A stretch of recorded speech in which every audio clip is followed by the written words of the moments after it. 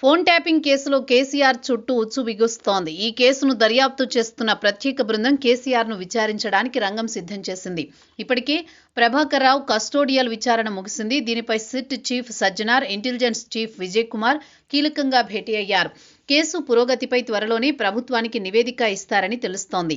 ఈ నెల 29న సుప్రీంకోర్టులో స్టేటస్ రిపోర్ట్ దాఖలు చేస్తారని సమాచారం.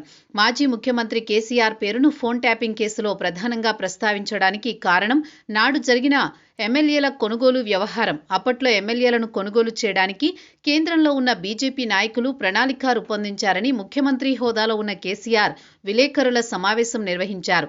అంతేకాదు ఒక ఆడియో కూడా విడుదల చేశారు. అయితే ట్యాపింగ్ వల్లనే ఈ ఆడియో బయటకొచ్చిందని సిట్ అధికారులు అనుమానిస్తున్నారు. ఈ ఆడియోను ఎలా రికార్డ్ చేశారు, ఎక్కడి నుంచి వివరాలు సేకరించారు అనే విషయాలను పోలీసులు రాబట్టారని తెలుస్తోంది. ఫోన్ ట్యాపింగ్ కేసులో ప్రధాన నిందితులైన ప్రభాకర్ రావు, రాధాకిషన్ రావు సహా ఇతరులు ఇచ్చిన స్టేట్మెంట్ల ప్రకారం కేసీఆర్ను సిట్ విచారించే అవకాశం ఉందని తెలుస్తోంది. నాడు కేసీఆర్ ఆరోపించిన ఎమ్మెల్యేల కొనుగోలు వ్యవహారంలో దక్కన్ కిచెన్ యజమాని నందకుమార్ను పోలీసులు గురువారం విచారించారు. ఆయన స్టేట్మెంట్ కూడా రికార్డ్ చేశారు. నందకుమార్ ఫోన్ను ట్యాప్ చేయడం ద్వారానే ఎమ్మెల్యేల కొనుగోలు వ్యవహారం నాడు కేసీఆర్ గుర్తించారని సిట్ భావిస్తోంది.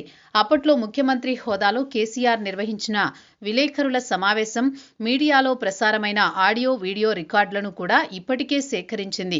వీటి ఆధారంగానే నాటి ముఖ్యమంత్రి కేసీఆర్, మంత్రి హరీష్ రావు ఇతరులకు నోటీసులు ఇస్తుందని సమాచారం.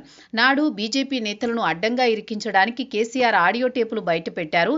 ఇప్పుడు అదే ఆయనకు చిక్కులు తెచ్చాయని పొలిటికల్ సర్కిల్స్లో చర్చ నడుస్తోంది.